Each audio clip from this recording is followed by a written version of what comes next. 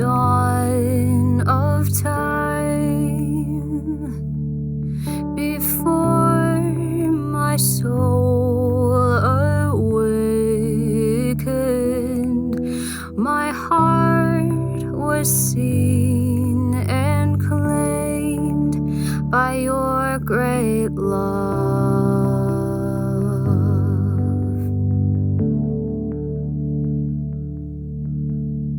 Author, finisher, you're the author and finisher.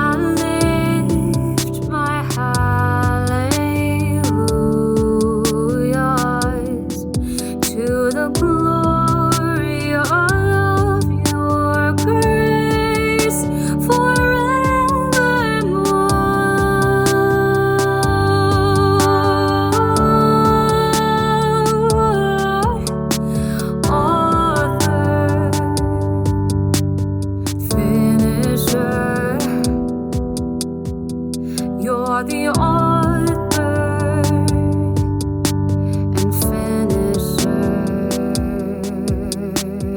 You are the author, the finisher. You're the author and finisher.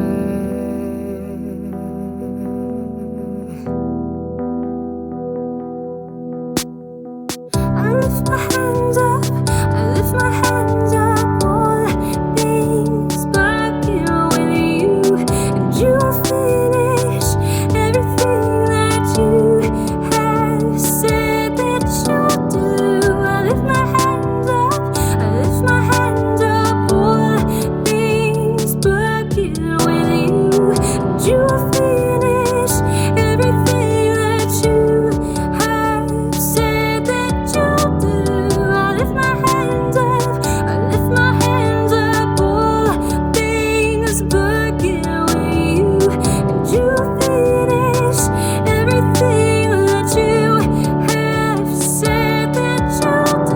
I lift my hands up, I lift my hands up, all things begin with you, and you finish everything that you have said that you'll do.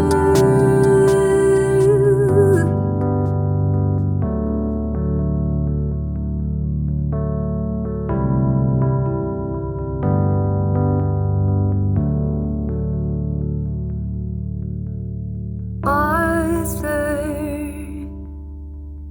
finisher, you're the author and finisher. You're the author and finisher. You're the author and finisher.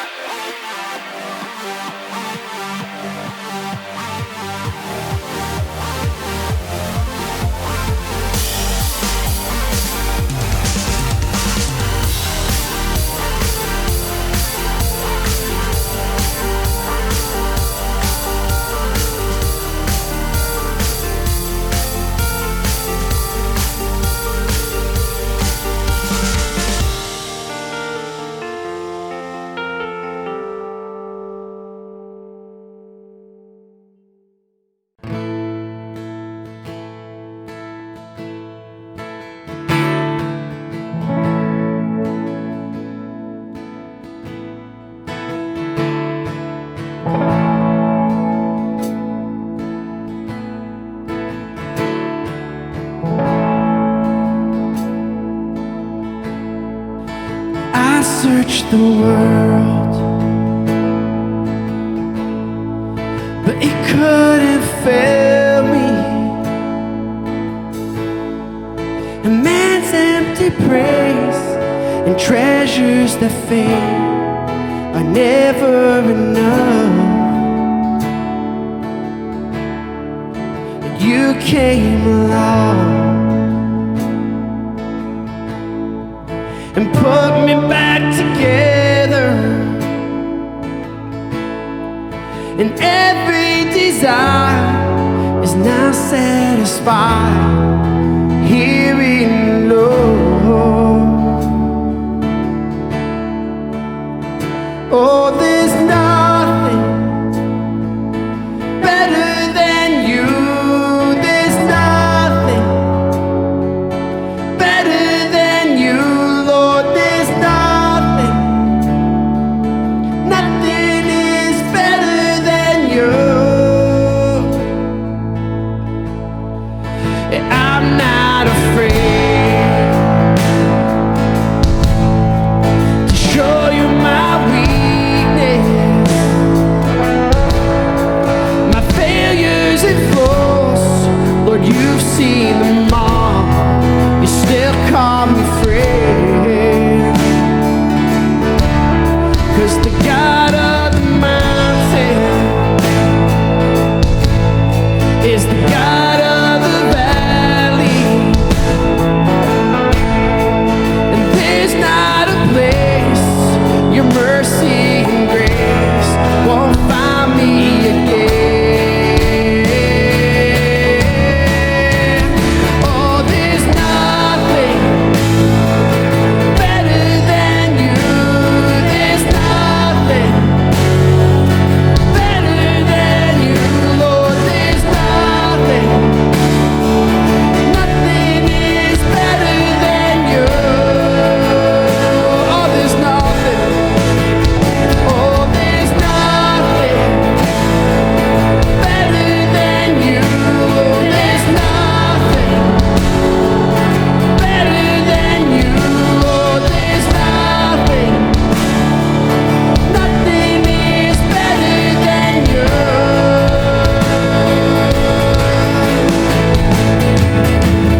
You turn mourning to dancing. You give beauty for ashes. You turn shame into glory. You're the only one who can. You turn mourning to dancing. You give beauty for ashes. You turn shame into glory. You're the only one who can. You turn praise into gardens. You turn bones into armies. You turn seas into highways. You're the only one who can. You're the only one who can.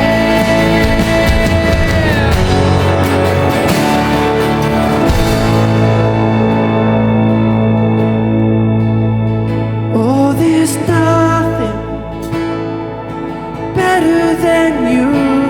There's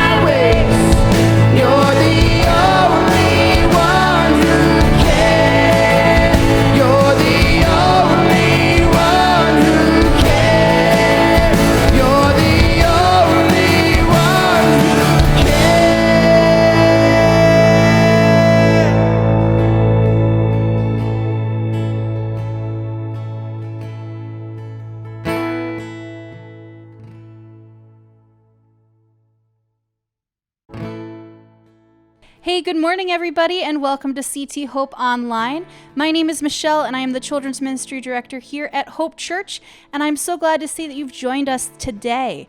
If this is your very first time, welcome, welcome, welcome. So glad you're spending some time with us.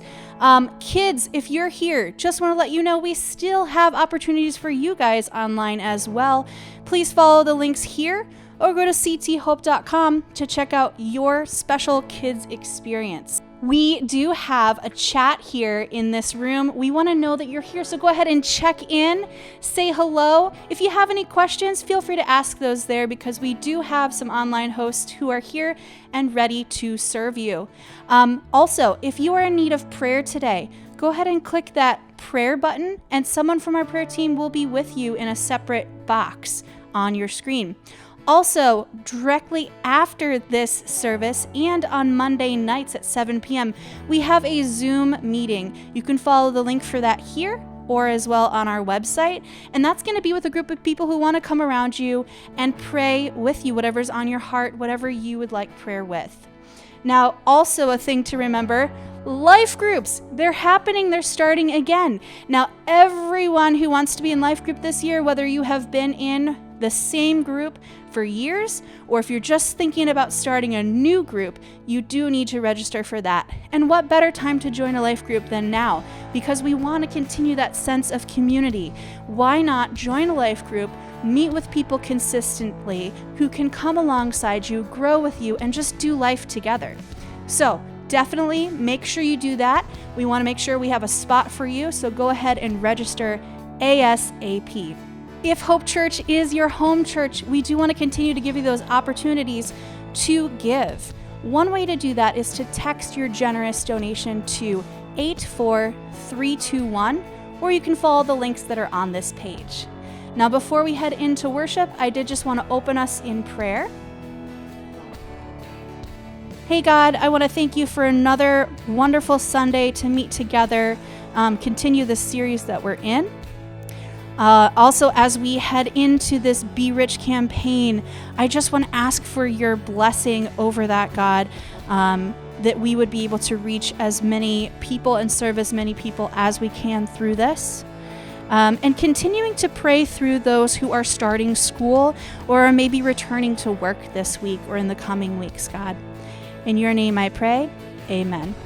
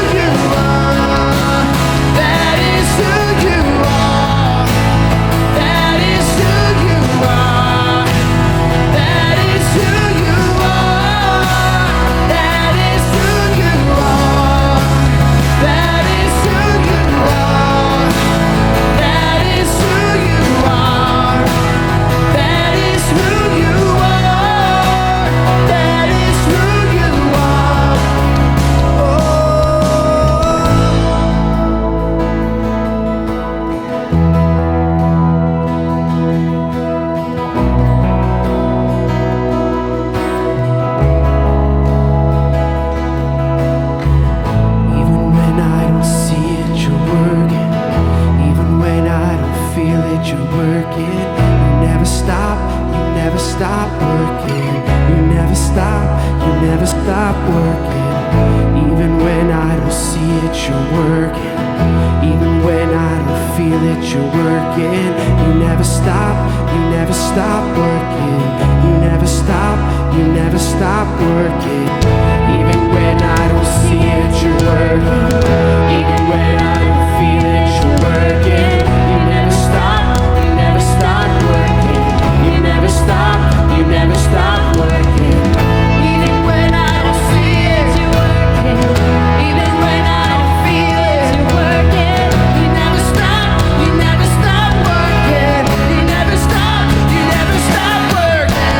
Waymaker, miracle worker, promise keeper, light in the darkness, my God, that is who you are. Waymaker, miracle worker, promise keeper, light in the darkness, my God, that is who you are. Waymaker, miracle worker, promise keeper, light in the darkness, my God, that is who you are. You are waymaker, miracle worker, promise keeper, light in the darkness, my God, that is who you are. That is who you are. That is who you are. That is who you are. That is who you are.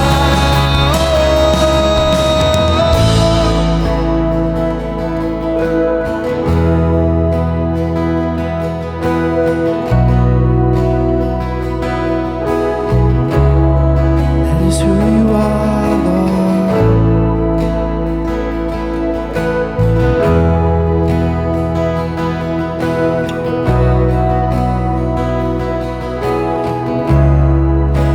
Lord, I pray that you would show us your way today. God, we're struggling, maybe hurting. We may have a hard time believing your promises. God, would you give us the courage and the grace to trust in you today, to trust in you this week, God, to trust in you in this crazy year.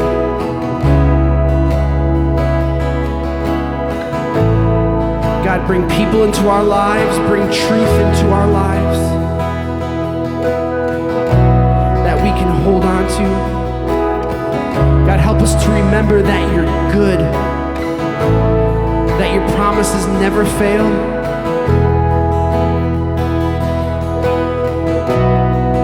There's not enough adjectives to describe you, God. We worship you, Lord.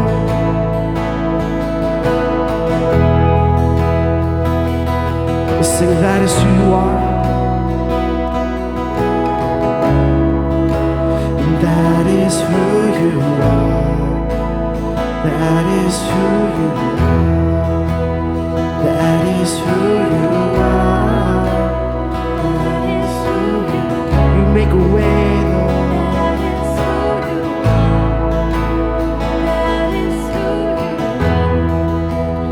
That is who you are. That is who you are.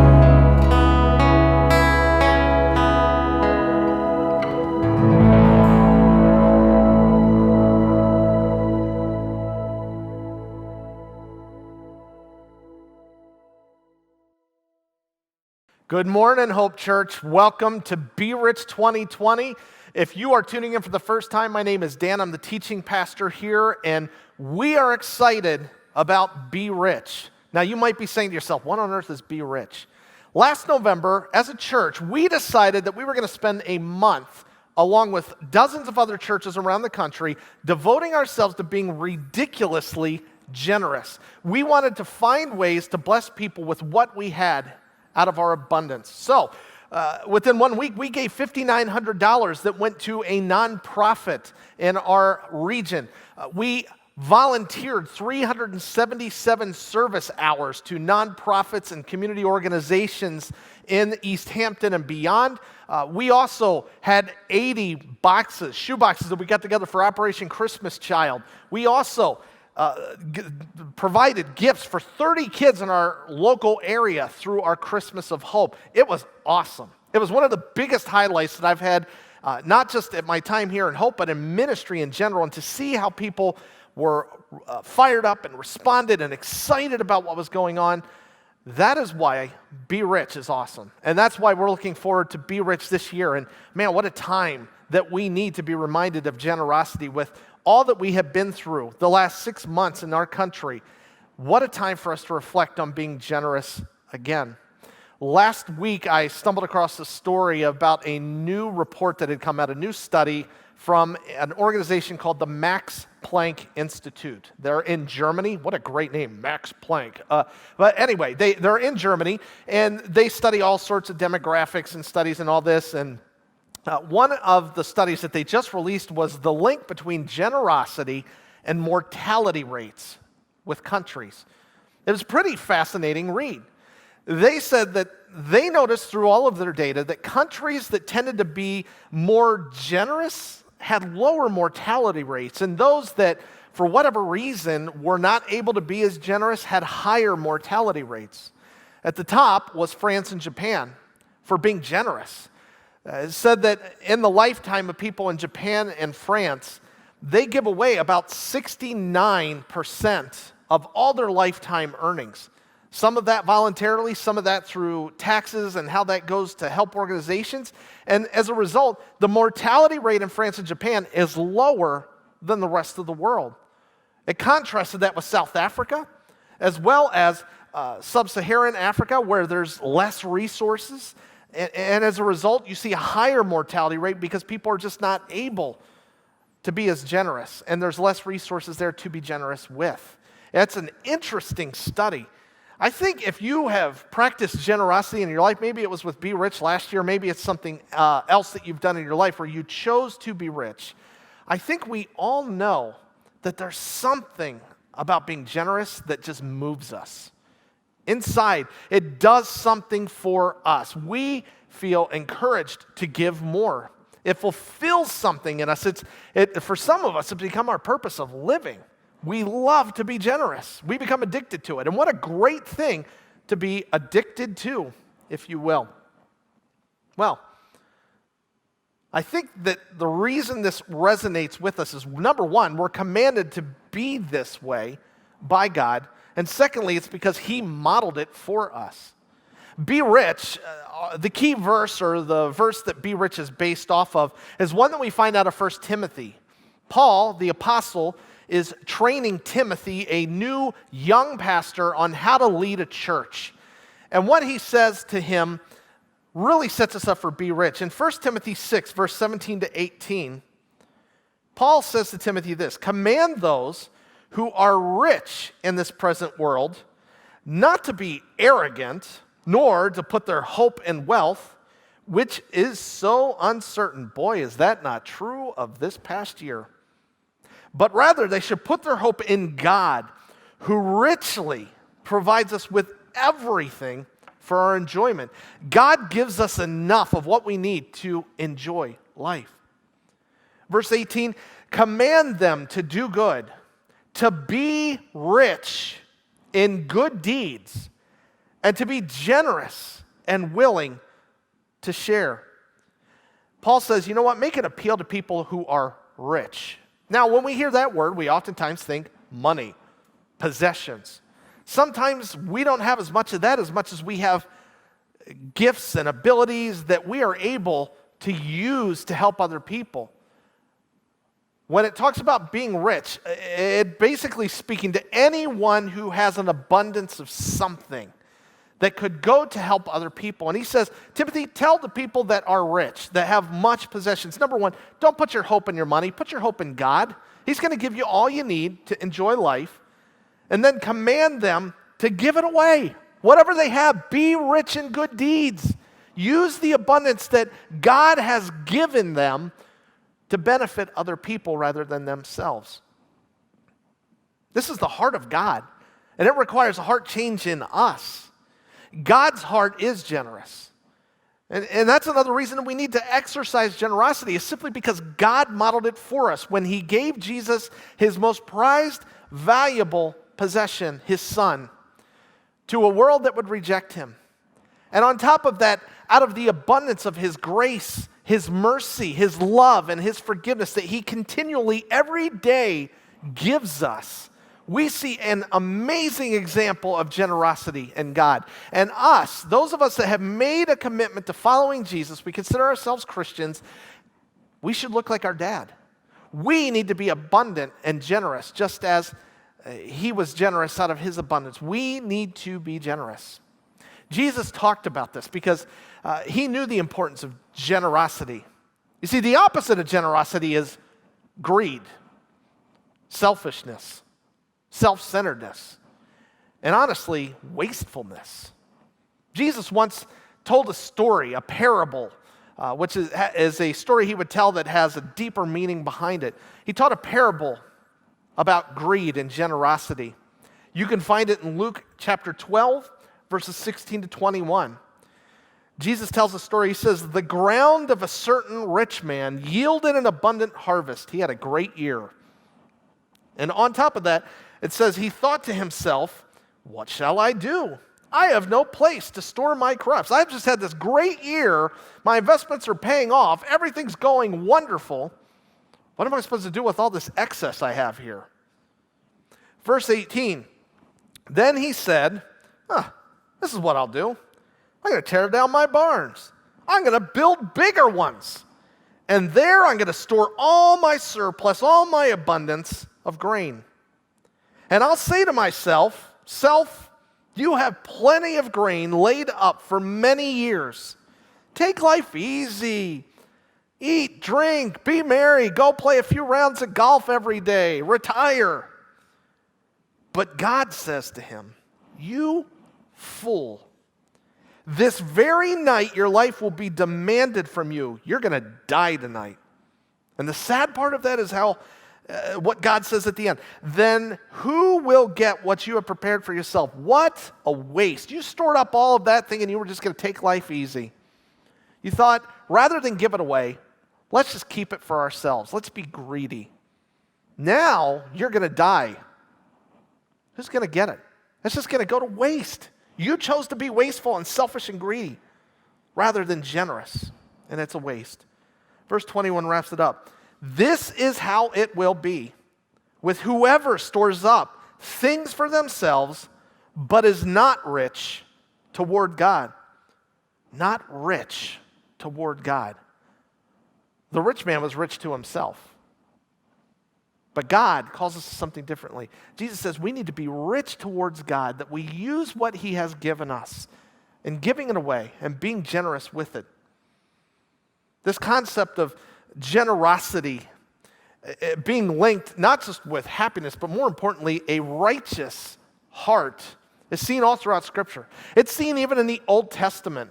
This past week I was reading up on generosity and really the issue of justice and looking out and helping people who are less fortunate, and stumbled across a couple things. First, an Old Testament scholar whose name is Bruce Waltke talked about this phrase that you see often throughout the Old Testament, but especially in the book of Proverbs, for the righteous. The word is Sadiq. He says the righteous have some common characteristics about them, but one of those is that the righteous are willing to disadvantage themselves to advantage the community. Their heart is, why should I seek advantage for myself when I can help other people?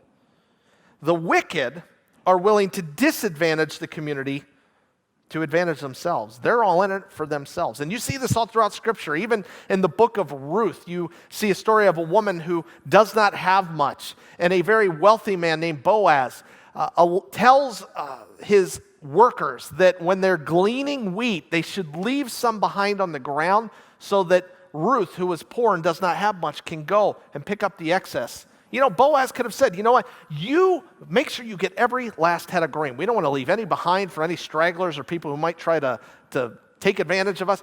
No, he had a righteous heart and he knew, I have more than enough. I can give it away. I don't need to hold on to this. That is a generous heart instead of a greedy heart.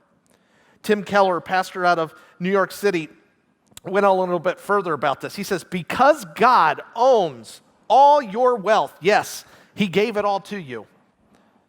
You're just a steward of it. You're just a caretaker, a temporary caretaker of everything that you have. The community has some claim on it. Nevertheless, it is not to be confiscated.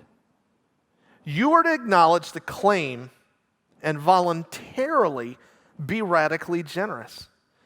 What Keller is saying here is that, you know what, it's not that it should be ripped away. We shouldn't go and rip the money away from rich and force them to give it away. No, we want them to have a righteous heart, a generous heart. I want to have that heart myself, that rather than having things ripped away from me, I just, out of the willingness of my heart, give it away.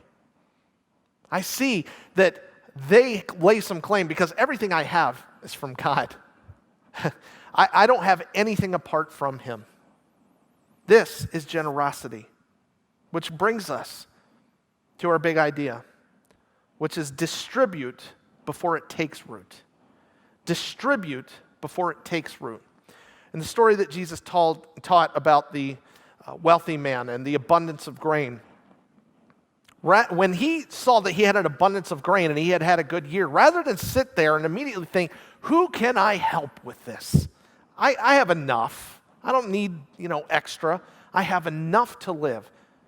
In that moment, when he began to think about, what should I do? He allowed the abundance of grain to take root in his soul. And this is what happens with us with money, with possessions. Honestly, not even just those things. That's what we normally think of with generosity. Sometimes it's just our abilities and our experiences that we think about, well, I need to protect these for myself. I could help other people. Yeah, I could do this for them, but it's for me. And it's for those that I want to give it to. That is greed, not generosity. We need to learn to distribute before it takes root. Perhaps you get a surprise bonus at your job. Perhaps something is given to you that you did not see coming, and really you were fine without it. That gift that you are given, you know that if you think long enough about it, whether it's money or something that's given to you, and you were doing fine before, that the longer you think about it, the more you start making plans about how to use it or what you can now do. And as a result, it begins to take root in your life and it spreads like wildfire. And the soon you know, generosity is gone. Living in Connecticut, I've been exposed to invasive vines. I think my entire yard is invasive vines. It's ridiculous. And those of you that know what I'm talking about, you know that as soon as an invasive vine sprouts up, if you don't take care of it and pull it out by the root, it's going to spread like wildfire. And the next thing you know, that's all you have in your yard. By the way, if you need invasive vines, please stop by my house. I have some to donate to you. It's the same thing with possessions, with money, and the things that we are rich in. If we let them sit there and take root in our hearts and not seek ways to give them away because they're from God anyway, it will take root, it will spread, and we will be greedy. It's important for us to be generous. Now, we're in a difficult season. The last 6 months have been very hard for some of you. Even this past week, as the survey went out, we've noticed the difference between what it was 3 months ago when we sent out a survey and this week in the financial end of things. Where before, 3 months ago, mostly everybody was doing fine. But we've seen a switch where some of you are starting to feel it. And it's becoming a struggle. And we get it, that it is hard right now.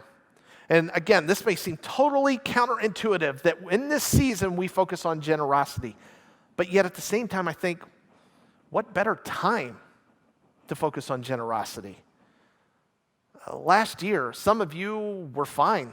You had no worries, and you weren't worried about where money was coming from or the rent was coming from. Now, you see the importance of leaning on others to get help. If there's a time that we need to be generous, it's now. So, over the next 3 weeks, we're going to challenge you to give, to serve, to love. All three of these in generous ways. We start this week with giving generously. As you know, last year we found a nonprofit that we went to partner with, and we blessed them out of what we were able to raise in 1 week and give them. And you raised $5,900, and it was awesome. It was awesome. They were completely surprised. Once again this year, our GLOW team has gotten together and has planned and plotted covertly to find 2 nonprofits that we are going to bless this year with a surprise gift. They don't know that this is what we're doing, so if you know anyone associated with them, shh, be quiet, don't tell them, all right? This is a surprise. We get to enjoy this and be a part of this. But we have 2 nonprofits that we are going to bless this year out of what you give, starting in just a few minutes online through midnight on Saturday. We want to encourage you to really go all in, to look for God to provide for you, but to be generous. And I want to assure you that whatever you give, Hope Church gets none of it. 100% of this is going to these 2 nonprofits. So we're excited to introduce 2 nonprofits to you. I know that many of you are going to know one of them, but the second one is going to be brand new to you. And we want to come along and see how we can give generously to them. So without further ado, let's check out these 2 nonprofits. Hi everybody, my name is Elizabeth Nauman. I am the founder and the artistic director of Epic Arts. Hi, I'm Rachel. I'm the assistant artistic director here at Epic. History of Epic started in 1998 at a Grange Hall in Haddam Neck, just kind of reaching the needs of our community, just putting on a play with a whole bunch of kids. From there, over the years, we kind of were nomadic. We went from space to space, warehouses, school, outdoors, and then finally incorporated as Epic Arts, which then bought an old historic factory building here in East Hampton, sitting right in front of it. We've been converting it ever since. Work in progress, which is kind of like us all. So here we are now today in this crazy 2020 year. So our mission here at Epic is just reaching the community in a variety of ways. Our vehicle is the arts, but we do a lot of other things. A lot of what we do is with kids, and when I say kids, that's from little preschoolers all the way up to teenagers. We put on plays, we have classes. We also have a girls group where we meet once a week and connect with girls. And we have Brookside Nights, where we connect with teens from all around, not just in East Hampton, but we do open mic nights, and even once a year we have our teens get involved with helping with some things like with the homeless and backpacks and stuff for them. So we're really big on also getting our kids to reach out in the community as well.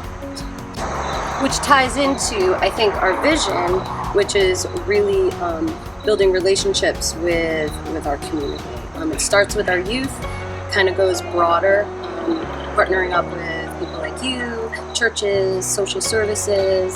So the COVID pandemic obviously created a bit of a challenge for us, especially with how we typically operate, I guess, as Epic. We're like a big community, a big family. We're usually all in there together.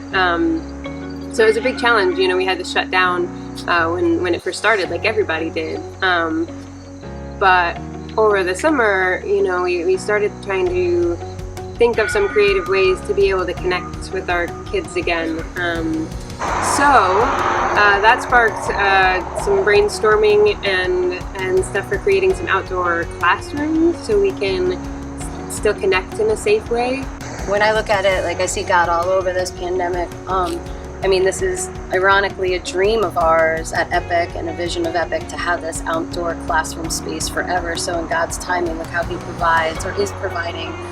It still has a long ways to go, but just the trust and the faith that's building even in that. But I just love to see him work as he does.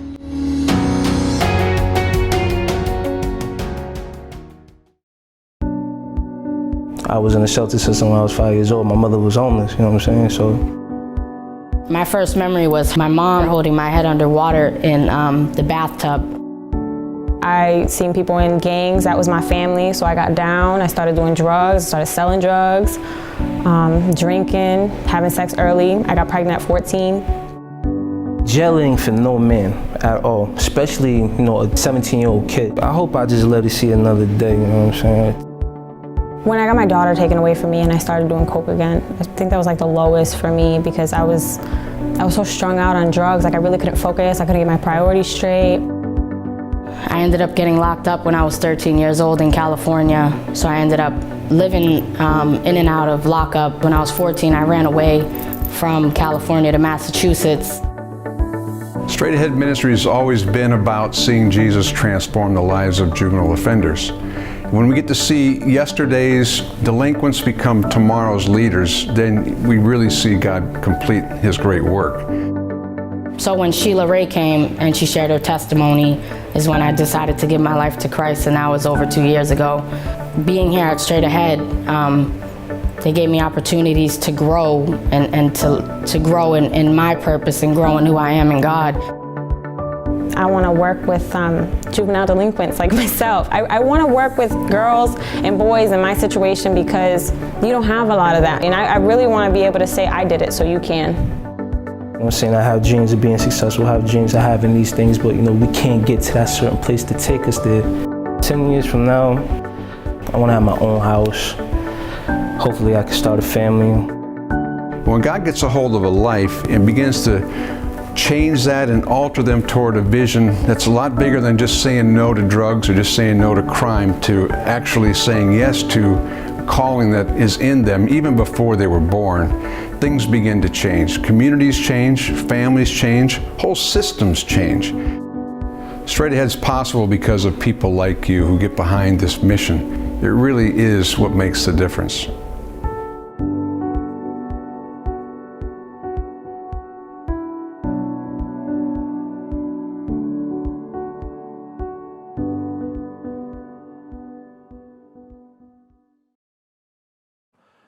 Well, it's cool to see what God is using people to do in our local area as well as our region, and what an opportunity we have to help further what they are doing and the work that they're doing, the lives that they are blessing and helping by your giving generously.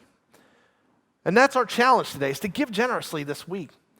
For those of you that have kids, maybe even challenge them to give towards this. Obviously this year, we can't take checks and cash because we're not able to get together. Although, if you do want to write a check, you can send it to the church office, which we can get you that address posted.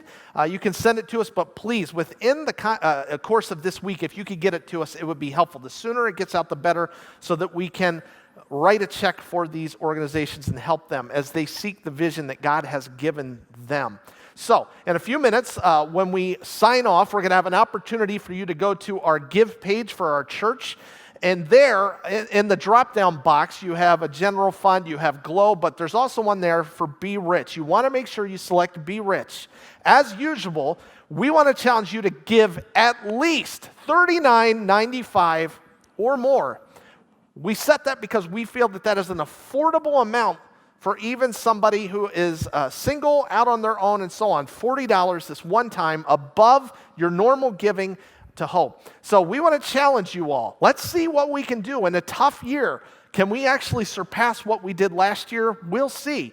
But we're going to trust God that He's going to provide, and we're all going to give generously to this and see what God does through it and blesses these organizations through Hope Church. So, without further ado, get ready. On your mark, get set, be rich. We'll see you next week. Well, hey, that's all we have for today, but we can dive into the Be Rich campaign right now, and that's what we're going to get started with. So, if you would like to give to the Be Rich campaign, we have an opportunity for you right now to get involved. you can text. Our recommendation is $39.95, but whatever you're willing to give, you can text that amount plus the word rich to 84321. Do it now. Another thing you can do to get involved is to buy one of these fancy t-shirts we have here. It says Give, Serve, Love. They're very nice, very soft. If you want one of these, follow the links for that.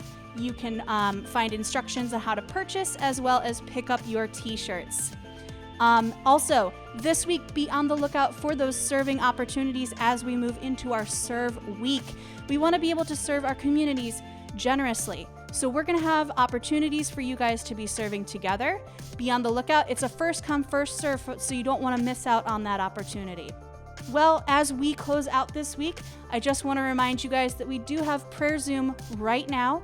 Follow the link for that, as well as prayer on Monday night at 7. So go into this week encouraged, get excited for Be Rich, and we will see you next week.